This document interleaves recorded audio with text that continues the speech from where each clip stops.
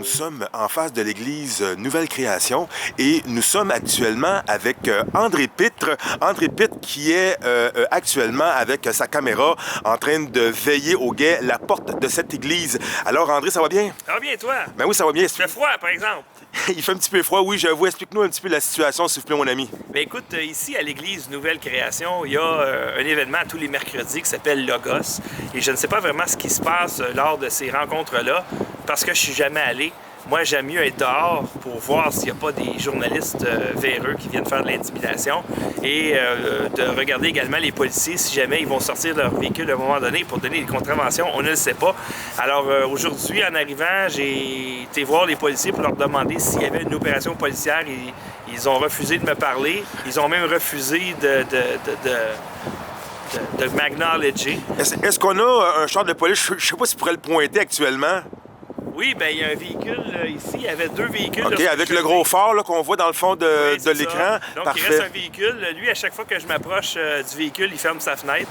Alors, visiblement, ils ne veulent pas communiquer, ils ne veulent pas répondre aux questions. Ils ont probablement leur raison. Ah, là, on voit un véhicule de police qui semble faire une patrouille. Parce que je ne sais pas c'est quoi le travail de policier, mais j'imagine qu'il y a des véhicules qui doivent faire une patrouille à un moment donné et que d'avoir un véhicule stationné à ne rien faire, c'est pas ce qu'il y a de plus productif.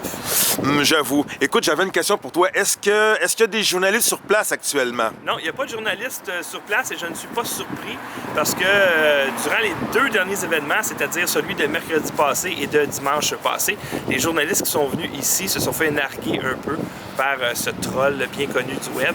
Et j'imagine que c'est moins attrayant pour eux maintenant, surtout qu'ils savent très bien qu'ils vont revenir bredouille à la maison. Et voilà. Alors, moi, je tiens à mentionner qu'il y a eu un journaliste, que je ne mentionnerai pas son nom pour ne pas faire de la publicité, qui a affirmé que cette église ici, que j'ai devant moi, était pour fermer et que le pasteur, qui s'appelle Carlos Norbal, n'avait pas le droit de pratiquer, ce qui est tout à fait faux. Mais il y a une chose qu'on doit rectifier, par exemple. C'est vrai que dans le coin ici, ce n'est pas zoné religieux. Donc, tu ne peux pas avoir une église ici. C'est la raison pour laquelle ce n'est pas une église ici, mais plutôt un studio de production qui permet d'avoir du public. Les productions qu'ils font sont à caractère religieux. Donc, techniquement, c'est un studio de production. Ce n'est pas une église. On l'appelle l'église. Ce n'est pas une église, c'est vraiment un studio de production. D'ailleurs, si vous entrez à l'intérieur, vous n'allez pas vous sentir comme dans une église parce que ce n'est pas une église. Et voilà, est-ce que c'est le fait que tu viens de mentionner, est-ce que ça a un impact sur les droits qui indiquent dans nos droits et libertés qu'un culte qui est interrompu par une personne, bien, cette personne-là elle peut être passible de 2 ans de prison. Est-ce que c'est toujours bon pour une salle de spectacle? Bien, absolument, parce qu'on parle ici de l'intimidation d'un ministre du culte. Et Carlos Norbal, même s'il fait une production en studio, ça demeure un ministre du culte. Et voilà. Ben écoute, merci beaucoup, André. En tout cas, je ne suis pas un avocat, mais c'est comme ça que je comprends la loi. Ça fait bien du sens, en tout cas, j'ose espérer. On va voir, c'est la suite des choses qui va nous le prouver, parce que si c'était pas le cas, les gens ils seraient déjà rentrés dans cette place. Alors ici, on peut lire... c'est ici le Code criminel c'est canadien. ici le Code criminel canadien. Alors, je vais juste un peu faire en sorte que vous puissiez lire. Alors, ça, c'est ce qui est sur la porte, qui indique très bien à quoi s'exposent les gens qui veulent interrompre un culte. Voilà. En fait, c'est ceux qui veulent interrompre, intimider un ministre du culte et les gens à l'intérieur de la congrégation. Et ça vous protège de l'endroit où a eu la célébration jusqu'à chez vous. C'est-à-dire qu'ils ne peuvent pas vous arrêter au coin de la rue non plus, ils ne peuvent pas vous attendre chez vous. Donc, cette loi-là, qui est magnifique, la loi 176, protège les ministres du culte et sa congrégation contre toute interruption, toute intimidation ou tentative d'intimidation. C'est quand même bien fait. Voilà, c'est très, très, très clair. Alors, tout ça est à suivre. C'est tellement excitant, tout ça, de voir qu'est-ce qui se passe ici. Alors, on a ici la ligne de feu. Hein? C'est la ligne de front, devrais-je dire. C'est la ligne de front C'est le seul endroit au Québec où les les gens comprennent leurs droits et décident d'en jouir, alors que dans le reste de la province, on s'imagine que les despotes au gouvernement ont tous les droits. Eh bien non, ce n'est pas ces gens-là ici, de la congrégation de Carlo Norval, qui défient les décrets, c'est plutôt le gouvernement qui défie la Charte des droits et libertés, et ils doivent être stoppés immédiatement. Parle depuis tantôt. On prend notre position. Alors, c'était le policier qui fait le tour. Il fait un petit tour une fois de temps en temps. Alors, voilà. On reste toujours à l'affût de ce qui se passe. Alors, nous, on est là pour vous informer. Nous sommes là pour vous, peuple. L'information pour le peuple. Bye, chum! Il y a un échange. Alors, on a André ici qui filme tous les faits et gestes des policiers. Alors, s'il arrive quelque chose, quoi que ce soit qui arrive, hein, que les policiers se parlent, qui n'ont pas de masque dans le visage, qui viennent ouvrir une porte ou quoi que ce soit, vous allez être avisés.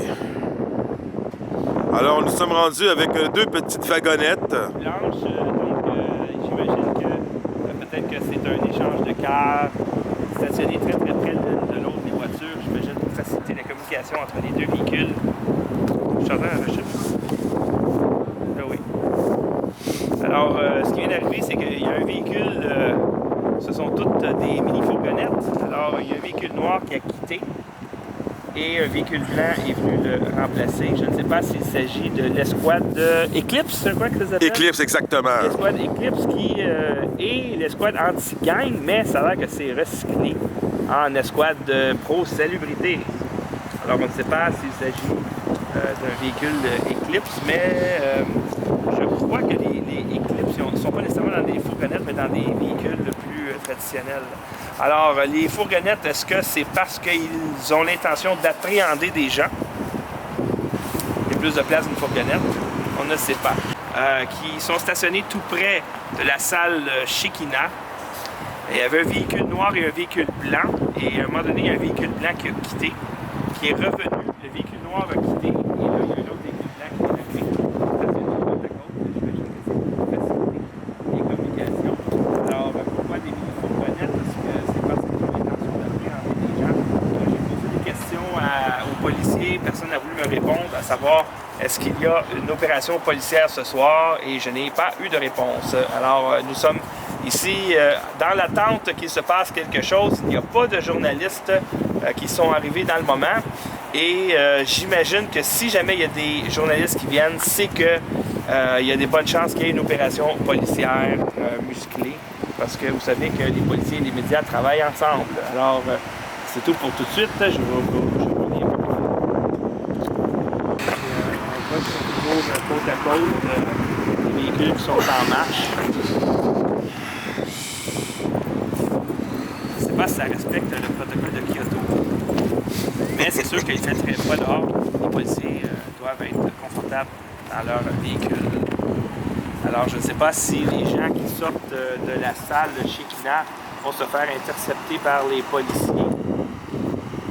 Il semble que non. Mais nous, on est là pour voir si jamais il y a une opération policière ce soir.